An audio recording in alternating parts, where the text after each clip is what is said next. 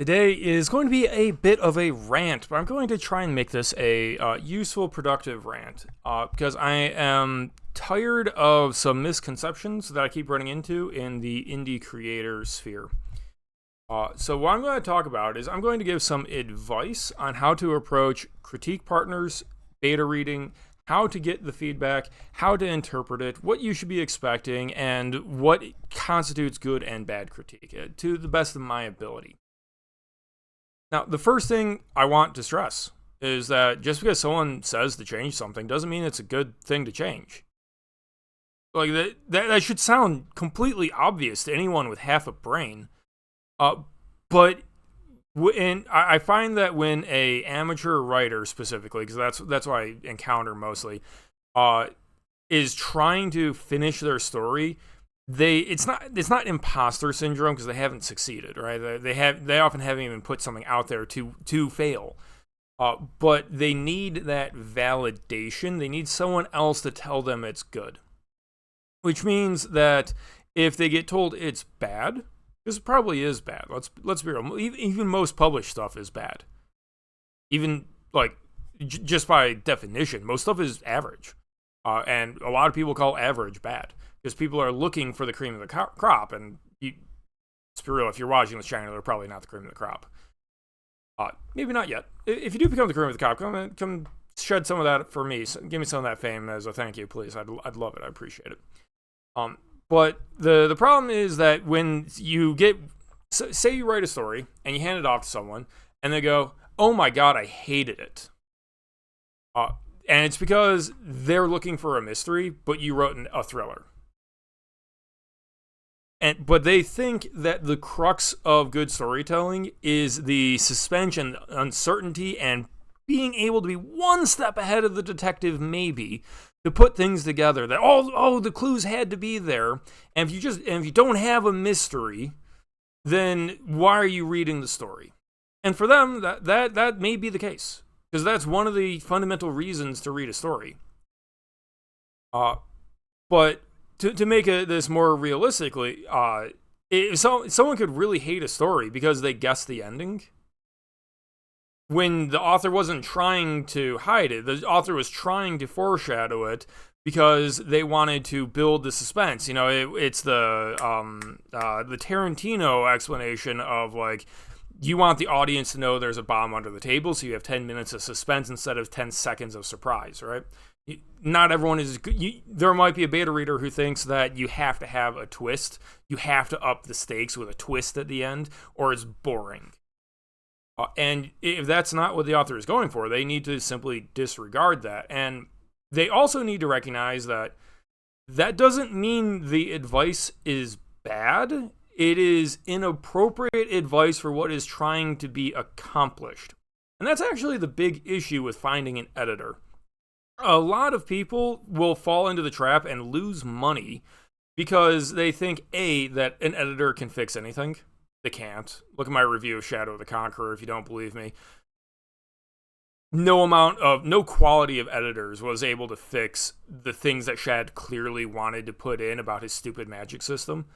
They fixed so much about his scene-to-scene pacing, the dialogue, the actual fighting was really good. Those are things that an editor can polish. They can't necessarily fix anything. And so when people talk about like an indie work and go, "Oh, he really needed an editor," that's a load of crap. You have to find an editor who not only you as an independent creator can afford, but that you like working with as a business relationship, and actually is giving you the advice that polishes your type of story. For example, I really should never be taken at face value in talking about young adult. I don't like young adult, even though you'll catch me reading light novels, which I guess are young adult, but that's not, I don't craft young adult. I will sometimes turn my brain off to enjoy it. But everything, that doesn't mean that all editors are bad, but like, you're probably going to get a bad editor, more likely than not. That is why you always want to send sample works, and you want to get that feedback from the potential editor before giving them money. And if they won't do sample work, they don't know the business. Now, you shouldn't just shop one chapter to like 50 editors. They will probably find out about you. Don't do that. That's incredibly rude. But you need an editor that fits you as a writer, and then don't let go. They'll help you if you can afford them. But that's also true of beta readers and critique partners. Something that is very likely to happen is, say you write a basic mystery story. You set up a murder mystery well, and then just don't really do the twists and turns and surprise evidence that's expected out of a real murder mystery. Someone who is a connoisseur of murder mysteries will see right through that and call it a bad plot. But if you accidentally only shop that to beta readers who don't read a lot of murder mysteries, or they think they do, but actually they read like action thrillers based around murders, they will not pick apart the problems correctly, because you might be hitting the tropes well, and tropes are good because like they don't stick around if they don't work, basically, and I encourage authors to use tropes for that reason. But like an amateur reader who isn't familiar with the genre might get dazzled by surface level approaches to what seems to work, and then not actually catch underlying issues. Or what will often happen is they will realize there's an issue, but not be able to explain why it's an issue, or worse, will have the wrong diagnosis. They will say, oh, I really didn't like this character. You wrote a brawler. He really needs to be a technical kung fu guy so that the fights are actually fun. You know, everything comes down to this big fight, and he just punches people into walls. That really made, like, they may think that's the issue, but you getting the criticism, that it falls on you, the fundamental creator of the story, to hear them, to hear they didn't like some aspect, as best as they can explain what they didn't like about it, and you have to figure out why they didn't like it. The answer is not necessarily just change that.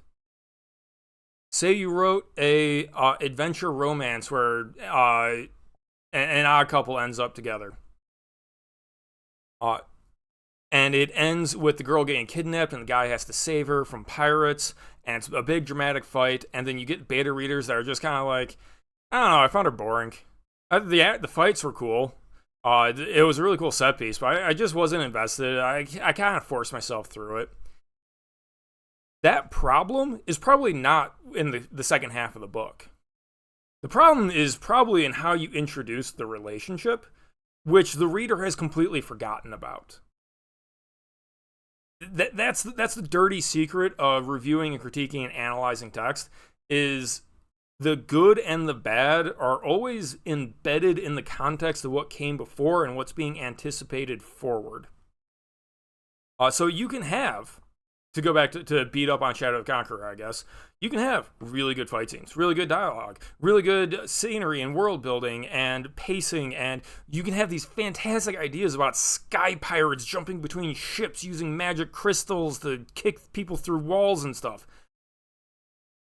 But the whole time, your reader may go, oh my god, this is such a stupid diversion of him just wanking himself off because the plot is about political intrigue, and he's just distracted right now, showing off how powerful the guy is. It's that one little piece of context makes all those good things not good. None of those things that I listed are the problem that need to be fixed, because they're not problems. They're just not going to land with the reader, because something else was the problem that the reader probably doesn't realize is the problem. And that falls on the author to figure out and fix.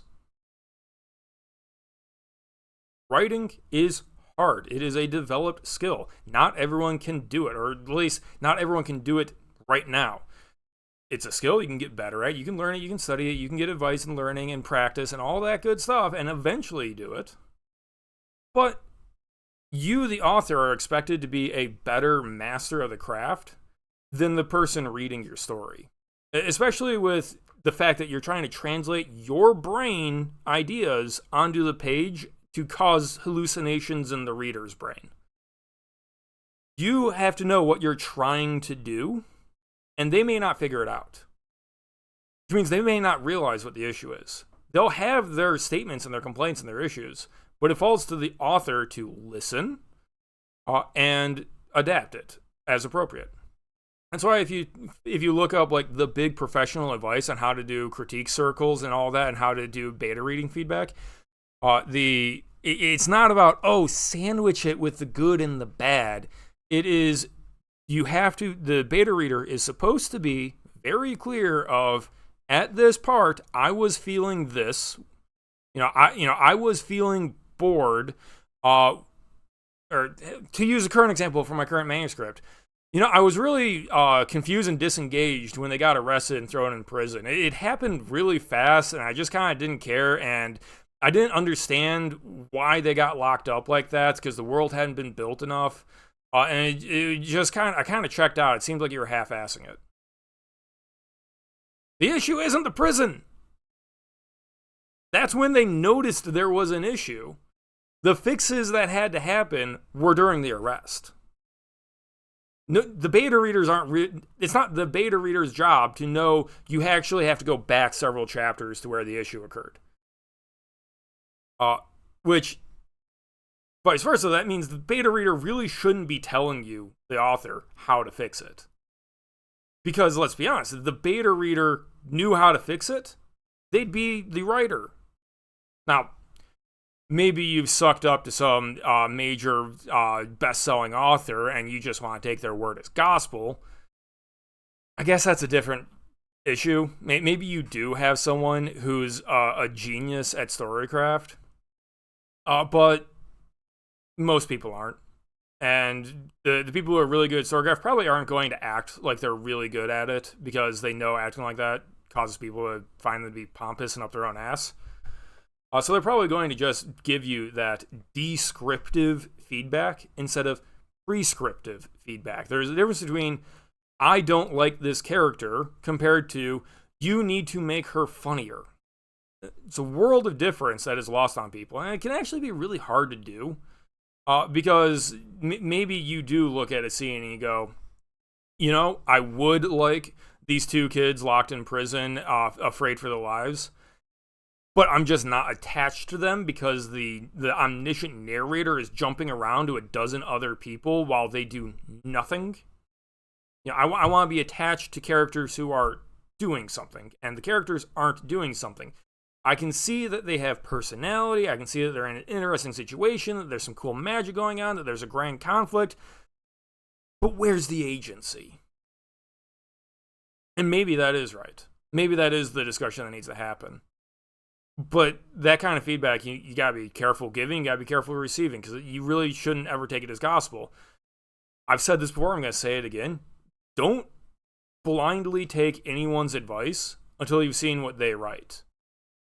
Talk to them about the books they read, what they enjoy, what they are looking for in their story, and you'll better understand the criticism they're giving and how to actually use what you're being told.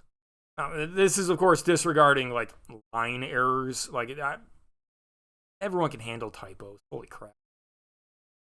Now, to try and close this off here, I do want to offer some concrete advice that I'm going to basically advise to everyone.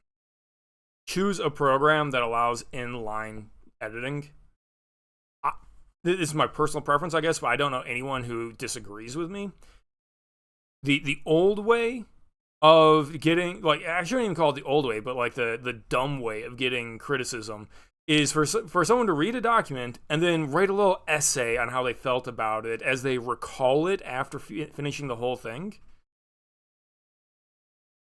The quintessential editor is a guy going through line by line with a red pen, marking it up as they go, preferably twice. If they're getting paid for it, they should go through it twice. They should do the first impressions, get to the end, and then go, okay, now that I know this is what's trying to be set up, these changes should happen. Now that's, of course, if you have an editor you trust, then you will take their word almost as gospel. For example, if you have a guy who's working at a company and you have 2 pages of bait and switch set up where it reveals that he's not actually working the job, he's faking it and no one has figured out. You might need to have a big chunk in there explaining the kind of work that he should be doing in order to set up like a punchline, but he's not actually doing it.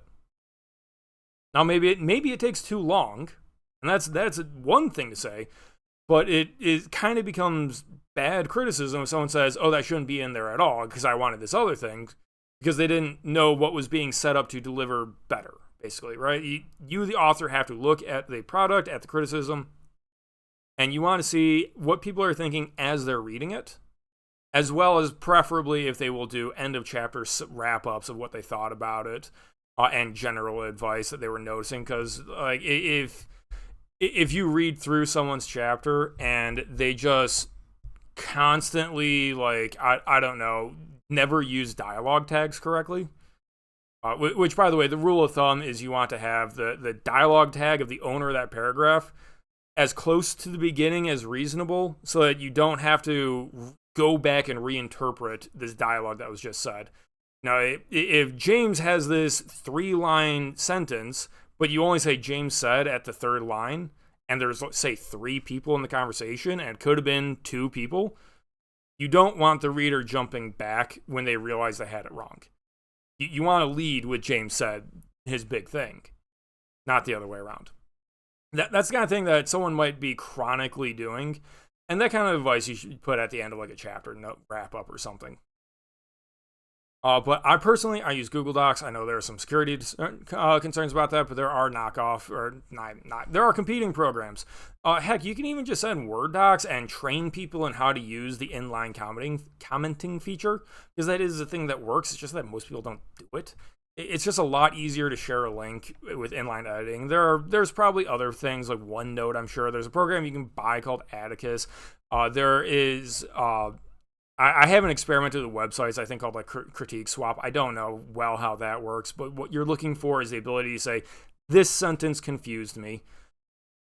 I lost track of who was talking here specifically, because those you really want the line-by-line clarity. Imagine someone just telling you at the end of a chapter, you got really confusing when you're using it too often.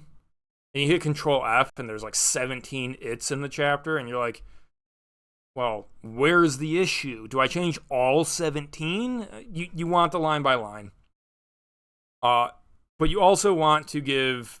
Your beta readers should be giving meatier, more thoughtful explanations now and then as appropriate for the feedback. So that you, the writer, can look at that and go, oh...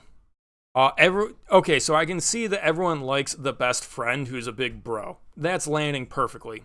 However, they think the main character is a wimp. That is hitting too well. I need to dial that down, because I need to be signposting that as soon as he thinks that going on the adventure is a good idea, he will stop being a wimp. That he's just in his head, not actually a wimp. Stuff like that. But... always remember, the beta reader is just giving their opinion. They're not better than the author, necessarily. The author shouldn't think that the beta reader is better than them. It's not a group writing exercise. Sending out a story to a bunch of critique partners is not, oh, let's get 6 people to dogpile this story into submission. We're all going to take our turns writing it and putting our mark on it. That's asking way too much of your crit partners. And it's also like just not going to actually help the author improve. So that's been my rant. I leave it to the viewer to guess why I had to make this rant, why it got so under my skin. And I recorded this and shared it with you in the hopes that, well, I hope someone will actually take some use out of this going forward, and someone out there will have a more amiable relationship, more productive growth cycle to their quality, and all that good stuff. Till then, that's the end of this video, because I'm coming up in at 20 minutes of ranting now, and that's not good for my health. Like, subscribe, leave a comment below about, something. I got nothing. Forget the comment, you're fine. Till next time, cheers.